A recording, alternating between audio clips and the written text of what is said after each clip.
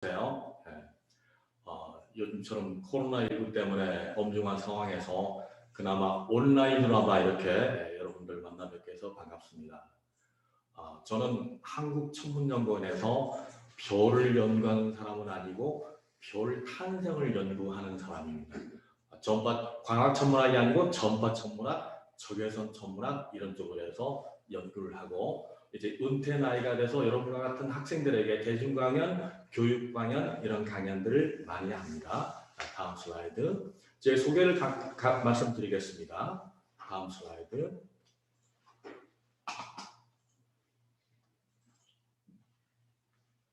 예, 좋습니다. 제 별명은 별별 아저씨로 제가 앞으로 유튜브에 데뷔할 예정입니다. 그리고 대중 강연 450회 정도 했고, 학령은 서울대에서 학사 석사하고 미국에서 메사추세츠에서 이학 박사를 받았습니다. 그 외에 나머지 경력들은 여러분들이 대충 보시면 될 것 같습니다. 자, 다음. 예, 먼저 질문으로 들어가겠습니다. 첫 번째 질문, 여러분들 질문 내용을 이렇게 보니까 계산중학 학생들 질문 수준이 굉장히 높은 것 같아요. 먼저 지구에 대해서 질문을 몇 가지가 들어왔는데, 먼저 지구는 어떻게 생성됐나요? 라고 하는 질문을 어떤 학생이 했어요. 만물이 흙에서 태어나는 것처럼 모든 별들도 성간 가스들, 보통 쉽게 얘기하면 별그룹 이렇게 얘기를 하는데 학문적인 용어로 하면 성간 분자그룹 이렇게 얘기합니다. 거기에서 중력에 의해서 뭉쳐가지고 모든 별들이 탄생하는데 우리 태양계는 태양이 중심별이죠. 태양이 탄생한 이후에 많은 찌꺼기들에 해당되는 암석들 이런 것들이 많이 남아 있어요. 그것들이 무거운 쪽으로 뭉치면서 지구가 만들어지는데 제가 이렇게 설명을 하는 것보다 동영상을 하나 보는 게 좋을 것 같습니다. 동영상 부탁드립니다.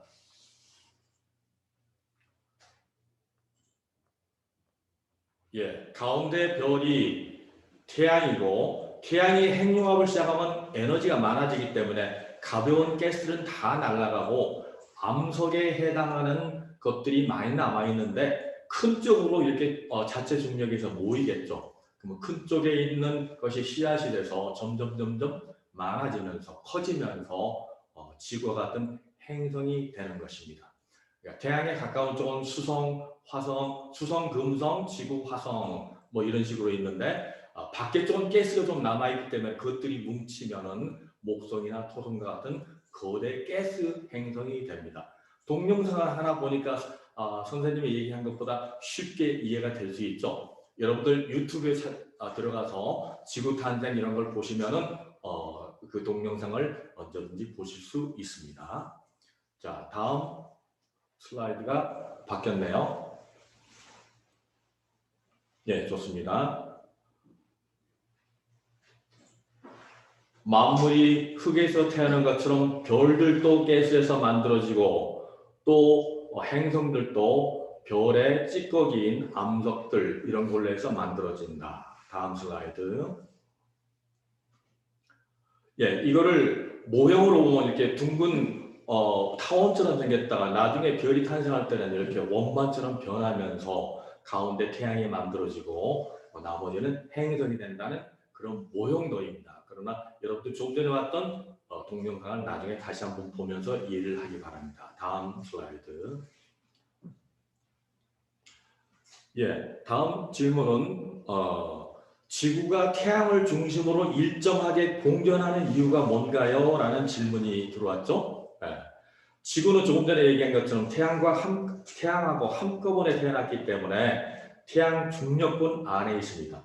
이 우주는 전부 중력에 의해서 일정하게 그 모습을 잡아가는데 중력권 안에 있으면 어떤 다른 힘을 받지 않는 이상 항상 그 중력권 안에서 운동을 하게 됩니다. 저희 지구로 봐서는 그것이 다양한 일이기도 하죠. 멀리 가버리면 태양이 없으면 안 되지 않습니까? 그러나 항상 일정하지는 않고 밖에 쪽에 목성이나 토성과 같은 큰 행성들이 가까이 오면은 미세하게나마 우리 지구의 공정 궤도에 영향을 받게 됩니다. 그래서 이런 것들을 합쳐서 중력 속동이라고 합니다. 그리고 지구 자체도 타원형 궤도이지만 미세하게 흔들리면서 하고 세차 운동도 있고 별 운동이 다 있지 않습니까? 다음 클릭 한번 눌러주세요.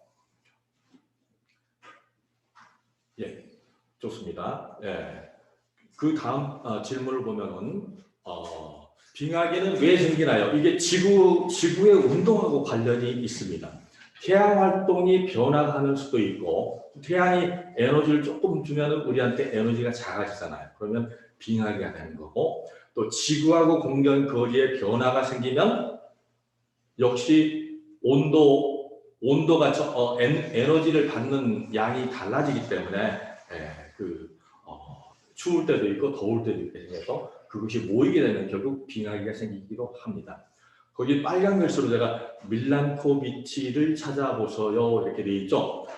밀란코비치 이론을 다음 페이지에 설명할 텐데 아래 그림에서 보면은 태양도 역시 엄청나게 변화하고 있다는 것을 흑점의 변화 모습이에요. 지난 250년 동안에 흑점이 이렇게 변했다는 얘기는 태양 활동이 변했다는 얘기가 되겠죠. 네. 그거를 더 구체적으로 연구하신 분이 밀란코비치라는 분입니다. 다음 슬라이드에 보시면 그게 나와 있습니다. 다음 슬라이드 큰 그림이 나와 있는데 클릭을 한번 눌러주세요. 네, 거기 세차운동, 지축변화, 이심률, 태양변화 전부 변화가 있죠. 지난 1000년 이상 동안 변화했던 것을 그래프로 이렇게 그려놨어요. 이런 데이터를 모으는 것도 엄청난 일이죠. 이런 걸 보면은 항상 일정하지 않다는 걸 여러분들 알 수 있습니다. 그리고 가장 밑에 그림에 빙하기의 변화, 지구의 온도가 차가울 때, 지구의 온도가 높아질 때 이런 것들이 빙하 내에 또 우리 지질학 연구를 해보면 거기 속에 다 숨어 있어요. 그걸 학자들이 전부 찾아내서 천문학과 융합 연구를 해서 이런 그림을 만드는 겁니다. 그래서 빙하기에 대한 설명은 된 것 같고 다음 질문 넘어갑니다. 이걸 밀란코비치 이론이라고 합니다. 나중에 꼭 찾아보세요. 자, 그러면 다른 우리 지구의 영원한 동반자 달은 어떻게 생겼나요? 예, 지구의 유일한 동반자인데 부피는 지구의 50분의 1, 크기는 4분의 1 정도 이렇게 되지만 온도는 공기가 거였기 때문에 온도 변화가 무지하게 많습니다. 추울 때는 영하 100도, 더울 때는 영하 120도. 거리는 다 아시죠? 38만 5천 킬로미터. 중력은 6분의 1. 몸무게 60kg 학생이 가면 10kg밖에 안 됩니다. 자, 동영상 보시겠습니다. 달이 어떻게 만들어졌나? 동영상을 한번 보시겠나? 동영상은 아마 따로 띄었을 것 같은데 역시 태양이 만들어지면서 지구가 만들어졌고 지구가 만들어진 이후에 달 탄생하는 동영상 보여주세요. 그거 말고 달 탄생. 달 탄생 동영상이 조금 늦어지는데 잠깐 기다려주세요. 제가 그동안 설명을 하겠습니다. 달 탄생은 어떻게 됐는지 관측은 할 수 없죠. 벌써 오래전에 이미 만들어졌기 때문에. 그러나 학자들이 또 연구하는 방법들 다양하게 연구하면은 달 탄생하는 모습을 컴퓨터 그래픽으로 지금까지 연구된 것을 바탕으로 해서 만들었어요.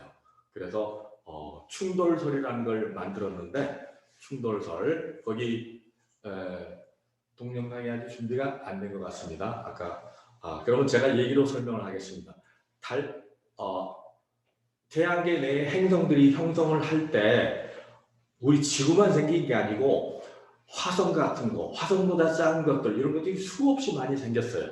그것들이 어떤 때는 동영상이 나옵니다. 동영상 돌려주세요. 자, 먼저 동영상을 보시면 알 수 있습니다.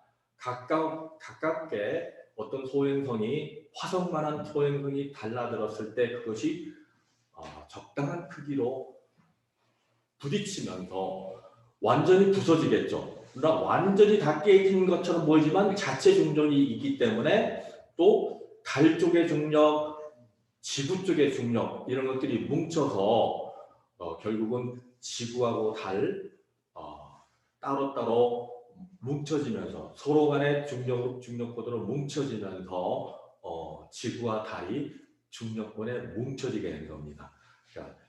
지금 동영상이 파일이 커서 그런지 잠시 멈춘 것 같습니다. 됐습니다. 제가 말로 설명했으니까 다음으로 넘어가겠습니다. 동영상은 여러분들 달 탄생이라는 유튜브에 키워드를 치면은 저거를 정확히 볼 수 있습니다. 이걸 지금껏 천문학자들이 연구를 해보니까 저충돌설이 달의 현상, 달의 성분 현상, 성분 분석 이런 것들 다 통해서 보니까 달 충돌설이 가장 옳다고 믿어져서 지금은 달 충돌설이 정설로 믿어지는데 혹시 모르죠. 과학에는 100% 완전한 것이 없기 때문에 여러분들이 도전해서 더 좋은 이론을 만들 수 있습니다. 다음 슬라이드.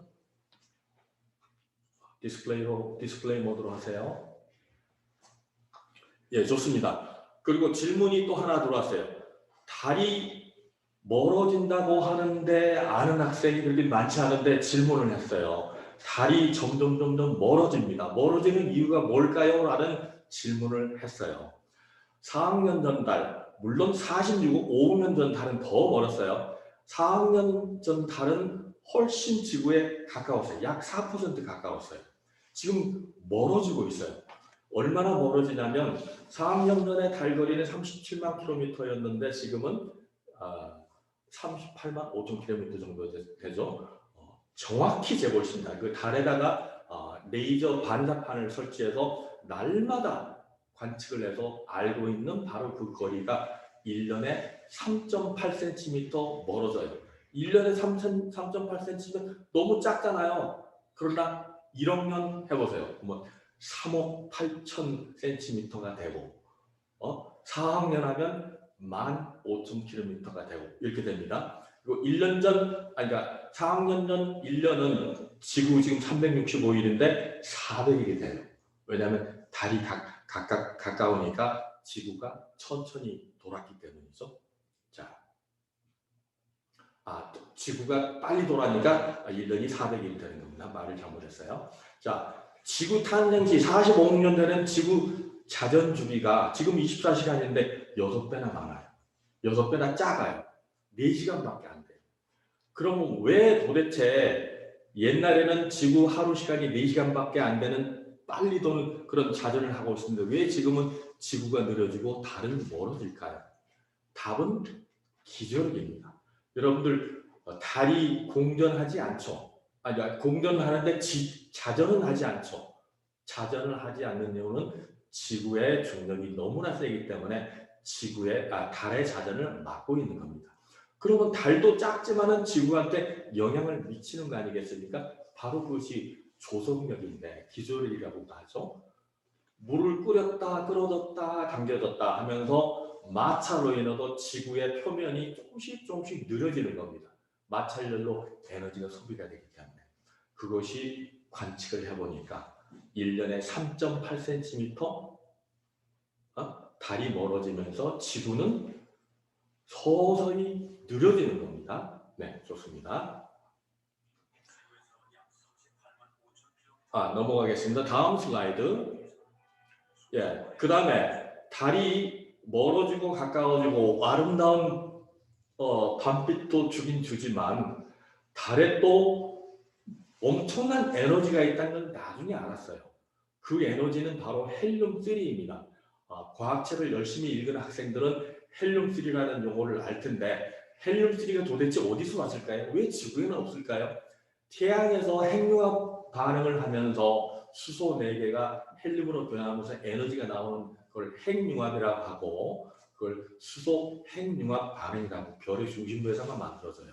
근데 거기서 나머지 찌꺼기가 헬륨 4, 원래는 원자가가 4인데 헬륨 3라는 것도 많이 나와요. 그것이 태양풍을 해서 막 우주로 퍼져나가는데 지구에도 오고 달에도 옵니다. 근데 지구는 대기가 막고 있기 때문에 지구에는 헬륨3는 가볍기 때문에 들어올 수가 없어요. 그러니까 없습니다, 거의. 그러니까 달에는 아시는 대로 공기가 없기 때문에 수십 년, 10억 년 동안 헬륨3가 쌓여 있어요. 흙 속에 숨어 있어요. 그거를 가져와서 축적을 해서 만들면 엄청난 에너지가 나옵니다. 그리고 헬륨3를 핵융합으로 에너지를 만들잖아요. 그러면 우리 저기 우라늄이나 저기 플루토늄으로 하면 핵 분열 에너지 때문에 원자폭탄을 만들든지 아니면 핵 발전소를 만들든지 찌꺼기가 낙진이 심해서 그 오염이 심하죠. 우리 인간한테 그 좋지 않고. 그러나 이 헬륨3 에너지는 전혀 오염물질이 나오지 않는 장점이 있습니다. 그리고 에너지가 어마어마하게 나와요. 자, 다음 슬라이드. 여기 그림이 나와 있죠? 그 다음 넘어갑니다. 그래서 헬륨3만 있는 게 아니고 또 히토리라고 하는 귀한, 우리나라는 거의 나오지 않아요. 북한에는 조금 나오지만 이런 그 히토류 자원들, 지하 자원들이 또 어마어마하기 때문에 다음 슬라이드, 세계 각국에서 엄청난 에너지를 얻기 위해서 거의 전쟁처럼 하고 있습니다. 물론 소행성에도 이렇게 많이 있어요. 다음 슬라이드 계속 넘깁니다. 나오도록. 예. 아니, 그 다음 앞에 슬라이드로 하세요. 앞에 슬라이드. 예, 좋습니다. 그래서 달기지 만들려고 하고 있고, 러시아의 푸틴도 달 탐사를 하려고 하고 있고, 넘버원은 누구일까요? 어느 나라가 제일 먼저 에너지를 가지려고 할까요? 미국일까요? 그렇지 않습니다. 중국입니다. 중국은 인구가 많고 에너지에 독식을 하기 위해서 세계 각국에 있는 에너지를 막 그냥 사들이고 달에 있는 것까지 하려고 하고 있죠. 그래서 여러분도 우리나라도 결국은 자원이 없기 때문에 심해, 해저로 간다든가 탐험을 자원이 많기 때문에 달로 간다든가 이런 노력을 해야 됩니다. 그러려면 로켓 개발을 해야 되겠죠.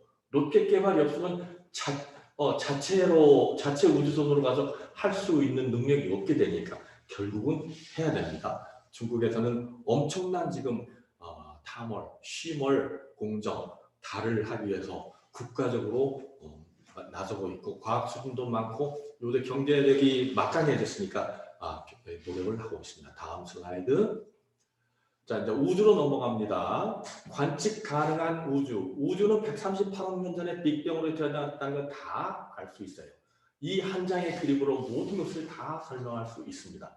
빅뱅으로 38억 년 전에 138억 년 전에 태어나서 원자들이 만들어지고 원자들이 뭉쳐서 은하가 되고 별이 되고 지금까지 흘러왔습니다. 그러면 관측 가능한 우주는 현재는 130억 년쯤밖에 안 됩니다. 138억 년은 볼 수가 없어요. 왜냐하면 아직 관측 기술이 조금은 부족하기 때문에. 그러나 우주 전체 크기는 얼마나 될까요? 138억 년일까요? 그렇지 않습니다. 138억 년 동안 빛이 날아오는 동안에 또 우주가 팽창을 하기 때문에 실제 반지름은 한 430억 광년이 돼요. 우리는 그거 볼 수가 없죠. 우리는 지금 130억 년밖에 못 보니까. 다음 슬라이드. 우리 은하에 대해서 질문한 학생이 있어요. 우리 은하의 모양이나 크기 모두 지구에서 관찰로 추론하여 확인하는 것이라고 하는데 어떻게 가능한 것인가요? 이런 질문이에요. 맞아요. 우리가 커다란 숲속에 들어가면 숲의 모양이 어떻게 됐는지 모르잖아요. 그러나 아는 방법이 있어요. 우리 빛을 통해서 연구하는 천문학자들이 각종 관측기를 동원해서 멀리 있는 것, 가까이 있는 것 자세히 연구를 하면은 우주의 모습을 서서히 알게 됩니다. 그래서 여러분들 지금 보는 은하의 모습은 은하 위에 가서 사진 찍은 그런 모습이 아니고 관측된 데이터를 종합을 해서 만든 겁니다. 자, 클릭을 한번 눌러주시면 우리 은하의 길이가 한 10만 광년, 별은 한 2천억 개 있는데 암흑물질까지 포함하면 한 4천억 개라고 생각이 되고 우리 태양은 지구로부터 은하 중심으로부터 한 2만 7천 광년 떨어져 있습니다. 다음 슬라이드. 네, 거기 우주는 시공을 포함하는 4차원이라고 제가 써놨는데 여러분들 우리나라 역사가 단군 왕검으로부터 한 4,400년, 크게 잡으면 한 5,000년인데 그 빛이 어디쯤 가고 있을까요? 은하 중심까지 갔을까요? 아직 못 갔죠. 5분의 1밖에 못 갔죠. 27,000년 은하 중심까지 거리니까 우리나라 역사의 빛은 5,000년밖에 안 되니까 5분의 1밖에 못 간 겁니다. 바로 시간이 우주 안에 다 있기 때문에 우주는 시공을 포함하는 4차원이다. 이렇게 얘기합니다. 다음 슬라이드. 자, 시추 이제 지구과학 쪽으로 넘어왔어요. 시추 기술 한계. 시추 기술은 석유 파내는 거, 셰일가스 캐내는 거 굉장히 중요하죠. 이것을 뭐 한 12km 이상 팠는데 깊이 파는 것이 중요한 게 아니라 거기에서 파가지고 자원을 제대로 꺼내는 게 중요하지 않습니까? 그리고 우리 지각 구조가 어떻게 만들었는지 파봐야 제대로 알 수 있잖아요. 물론 소나라든가 지진파라든가 이걸 연구해서 지구 구조를 연구를 하기도 합니다만 파는 것도 중요하겠죠. 그런데 기술적인 한계로 팔 수가 없어요. 왜 팔 수가 없다? 비용이 또 많이 들고 기술적인 한계도 있지만 깊을수록 온도가 점점 뜨거워져서 깊이 들어갈 수가 없는 거예요. 마그나를 뚫고 들어갈 수는 없지 않습니까? 그러니까 셰일가스 같은 경우는 그림에 나와 있지만 깊게 파면서 또 옆으로 파는 기술이 있어요. 이거 셰일가스 미국이 코로나 사태 이전에는 큰 소리를 쳤었죠. 옛날에는 중동에도 석유가 많기 때문에 중동이 큰 소리를 쳤지만 석유 가지고 미국이 이 셰일가스를 개발을 했어요. 옆으로 뚫는 기술은 미국밖에 가지고 있지 않아요. 셰일가스는 세계 곳곳에 다 있어요. 중국에도 무지하게 많습니다. 그러나 기술이 없기 때문에 그 가스를 팔 수가 없어요. 미국은 과학의 힘으로 깊이 들어가서 옆으로 들어가서 거기 수평 시추 기법, 수평 파쇄법 이런 식으로 해서 수압 파쇄법 기가 막힌 기술을 가지고 있기 때문에 가능합니다. 그러면 우리나라는 뭘 해야 되느냐? 해저로 가야 돼요. 해저 그림 다음 슬라이드 보시면은 깊이 들어가서 우리나라 자원이 없으니까 해저에서 자원을 가져와야 되지 않습니까? 다행히 우리나라는 시추선을 만드는 세계 넘버원 기업들이 여러 개 있습니다. 할 수 있다고 봅니다. 여러분들이 훌륭한 학생들 도전하기 바랍니다. 다음 슬라이드. 지금 인공위성 좋습니다. 인공위성 개발은 어떻게 되느냐? 거의 다 이제 질문이 다 됐네요. 인공위성은 크게 탑재체, 그 다음에 추진체. 탑재체는 올려서 관측하는 기기들을 얘기를 하는 거고 거기까지 쏘아 올린 것을 추진체라고 하고 영어로는 로켓이라고 하죠. 우리나라는 탑재체는 굉장히 많아요. 기상관측위성, 아리랑도 있고 기상관측위성도 있고 천문 관측 탑재체도 많이 있어요. 다른 나라 로켓을 쏴서 올려보낼 수 있어요. 물론 통신위성도 있죠. 그러나 결정적인 게 우리나라 쏘아올리는 자체로 쏘아올리는 로켓 기술이 아직 부족해요. 1단계는 성공을 했는데 2단계 성공하려면 아직 좀 시간이 걸려야 되죠. 근데 다행히 최근에 그 고체 연료를 사용할 수 있게끔 미국하고 협의가 됐다는 얘기를 한 두 달 전에 그런 뉴스가 나왔었죠. 고체 연료를 써야 큰 탑재체를 올릴 수가 있거든요. 그래서 앞으로 기대가 됩니다. 여러분들 아직 기회가 많습니다. 그리고 지금은 우주 시대이기 때문에 여러분들 우리나라 우주 기술을 꼭 확보할 수 있기를 바랍니다. 그러려면 돈만 가지고 되는 게 아니고 여러분과 같은 훌륭한 인재들이 참여를 해서 도전하길 바랍니다. 다음 슬라이드. 보면은 어떤 나라는 민간 기업이 스페이스X 회사 앨런 머스크가 하고 있죠. 로켓을 쏘았다가 그것을 회수해서 다시 쓰는 기술을 개발을 했어요. 미국 국방성에서 못했던 기술인데 대단하죠. 그러면 비용이 엄청나게 절감이 됩니다. 이런 것들은 민간 기업에서 했어요. 굉장히 돈이 많이 들어가는 국방 쪽에서도 물론 할 수도 있었지만 그걸 못하고 민간 기업에서 했다는 얘기는 여러분과 같은 학생들도 도전하면 할 수도 있다는 얘기가 되겠습니다. 다음 슬라이드.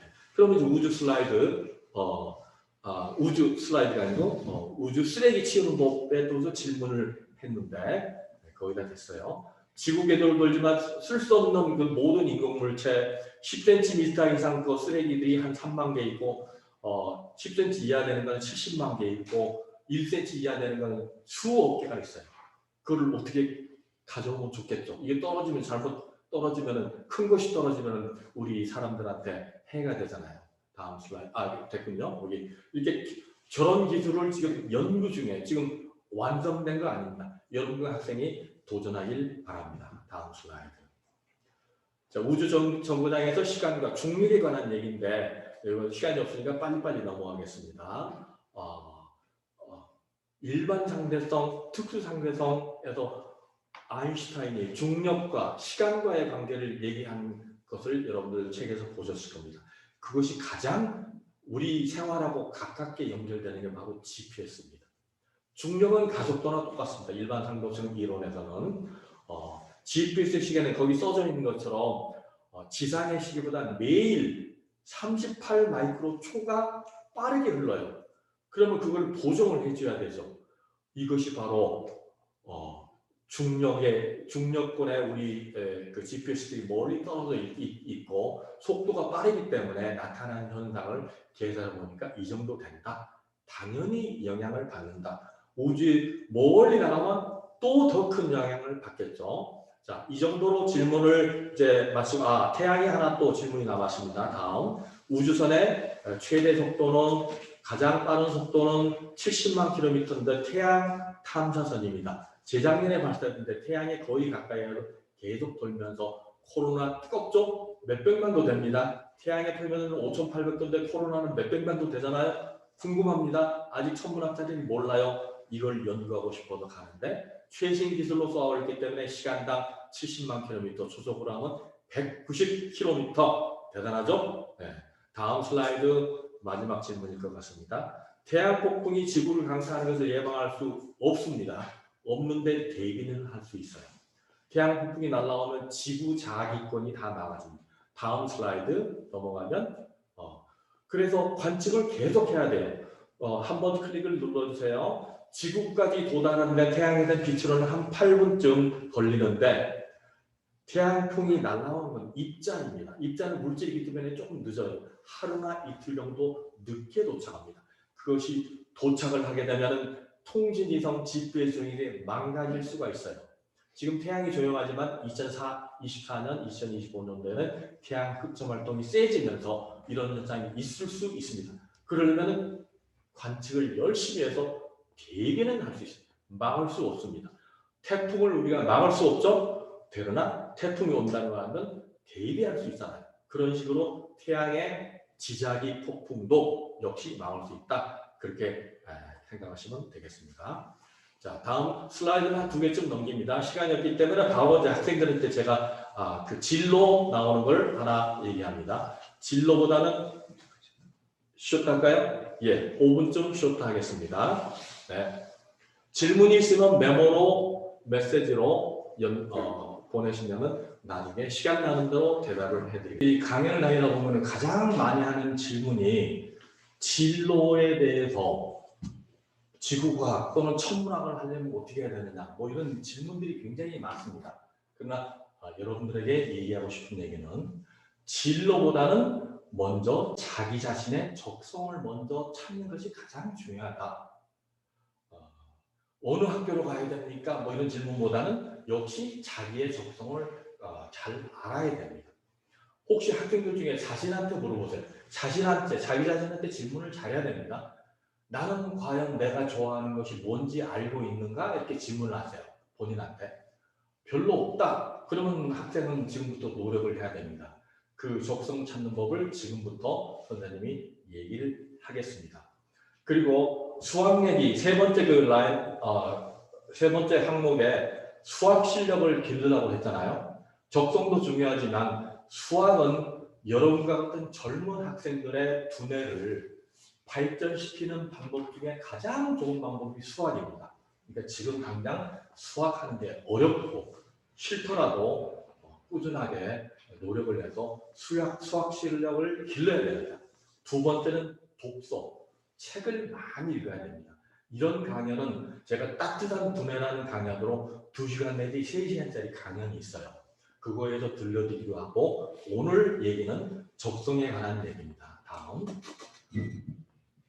슬라이드. 예, 좋습니다. 질문이 방금 학생들이 가장 많이 했던 질문을 여러분한테 보여주었고 다음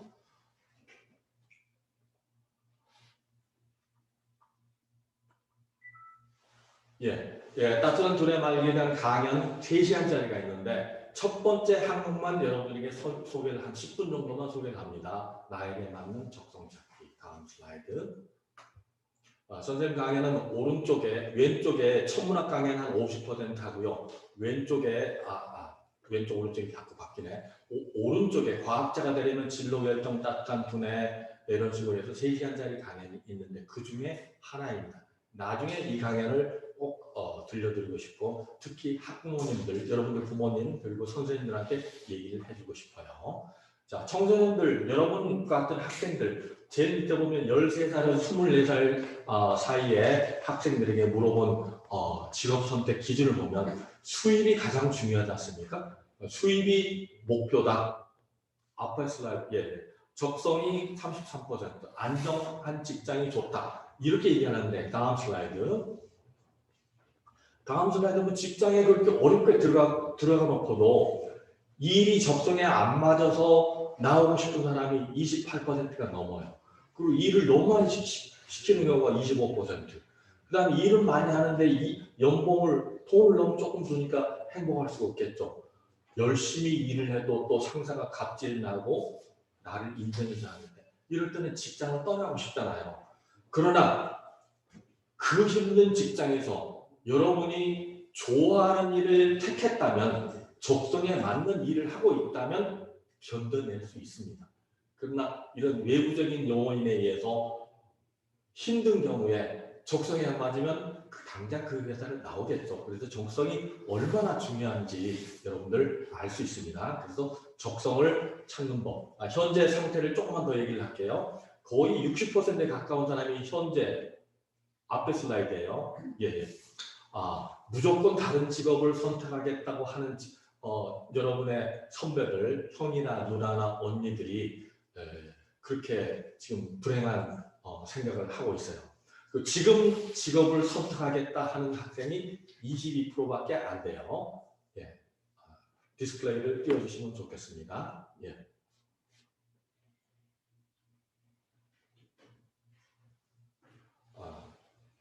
약간 틈이 생겼는데, 자, 다음 슬라이드 넘어가 볼까요? 아직 안 되나요? 좋습니다. 다음 슬라이드.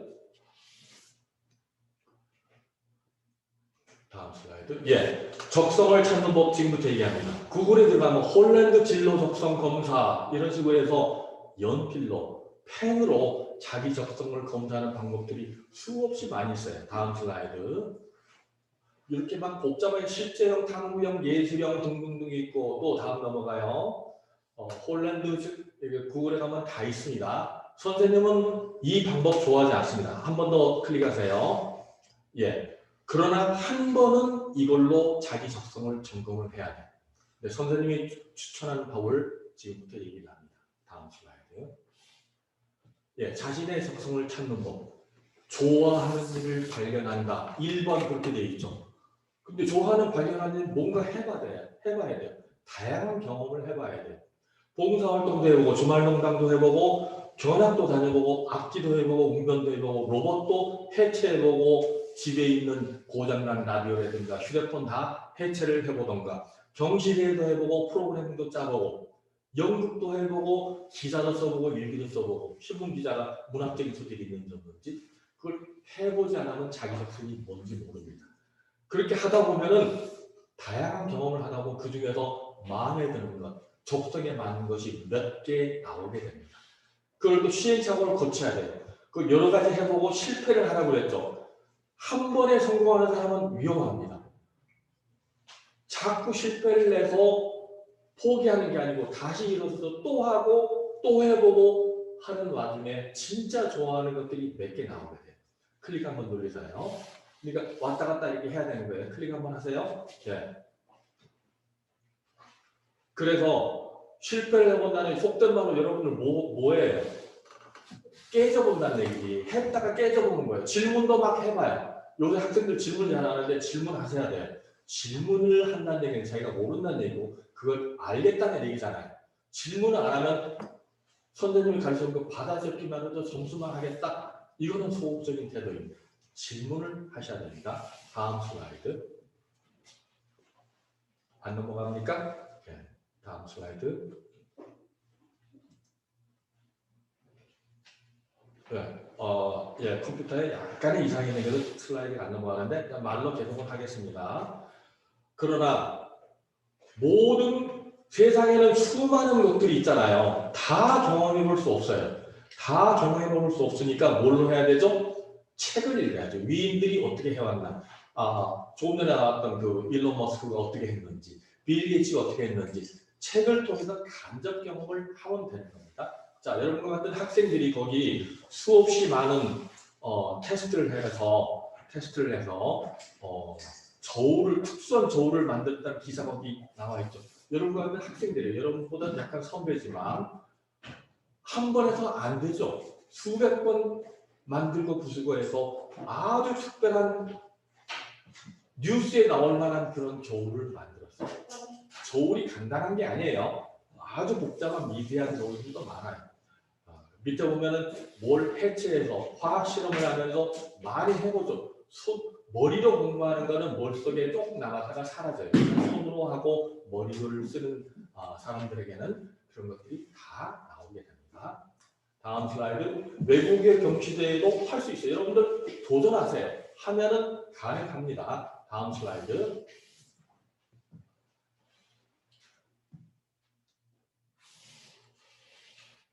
예, 다음 슬라이드. 미래 직업에 관한 얘기인데 디스플레이 모드로 하세요. 미래 직업을 하기 전에 하나 선생님이 얘기를 빼놓은 게 있는데 좋아하는 것이 여러 개 나오잖아요. 그러면 좋아하는 걸로 끝나면 안 돼요. 좋아하는 것 중에 자기가 잘할 수 있는 걸, 전문성을 기르는 노력을 하는지를 또 자신한테 물어봐요. 그러니까 선생님 그 천문학자잖아요. 별을 좋아하는 사람은 수두룩하게 많아요. 그러나 천문학자가 별을 좋아한다고 해서 되는 건 아니죠. 별도 좋아하고 별에서 오는 빛을 관측을 해서 거기서 분석을 해서 거기서 중요한 우주 지식을 빼내는 노력을 하면은 그런 천문학자 자질이 있죠. 그러면 별만 구경하는 걸 좋아하는 거면 천문학자 될 수 없습니다. 아마추어 천문학자, 취미로 되는 것이죠. 마찬가지로 여러분들 좋아하는 것 발견하고 부단히 노력을 해서 남들보다 더 잘할 수 있는 전문성을 길러야 됩니다. 그것이 중요합니다. 그 단계 여러분들 아까 얘기했던 첫 번째 단계가 뭔 경험을 많이 한다, 좋아하는 걸 발견한다, 깨져본다, 다시 일어선다, 또 해본다, 간접 경험을 책을 통해서 한다, 그 다음에 그 중에서 전문성을 기른다. 몇 가지죠? 한 5단계 해야 돼요. 김연아가 세계 최고가 갑자기 됐을까요? 트리플 악셀을 하게 해서 엉덩방아를 몇 번 찧었을 것 같아요. 수천 번을 찧었겠죠. 그러나 다시 일어서 새벽부터 연습을 했기 때문에 세계 최고의 아이스 피겨 퀸이 됐죠. 강수진이라는 훌륭한 발레리나도 마찬가지고 야구 선수 손을 보면 막 너덜너덜하게 손이 너덜너덜해질 정도로 연습을 합니다. 물론 좋아하기도 하지만 연습을 그렇게 해야 한다는 얘기죠. 전문성을 길러야 되니까. 미래 직업은 쉬운 직업은 없어집니다. 요새 AI 때문에 쉽게 하는 것들은 AI가 전부 독식을 하게 돼요. 여러분들 쉬운 직업 택하려고 생각하지 마세요. 여러분들은 새로운 거 아직도 많이 남아있어요. 그거를 발견하길 바랍니다. 거기에 리스트가 쭉 있으니까 한번 나중에 보시고 다음 슬라이드. 예, 거기 보면은 4차 산업혁명 등등등등 나오고 1차 산업, 2차 산업 이 간단한 것들은 기계가 기계가 로봇이 다 대체를 하게 돼요. 그러려면 AI와 관련된 걸 하려면 여러분들 아까 얘기했던 수학이 없으면 프로그램을 짤 수가 없어요. 로직이 안 돼 있으면 논리가 안 돼 있으면 안 돼요. 수학적인 머리가 있어야 하기 때문에 힘들더라도 해야 돼요. 머리가 좋아지면서 얼마나 그 실력을 늘리게 하니까 얼마나 좋습니까? 다음 슬라이드.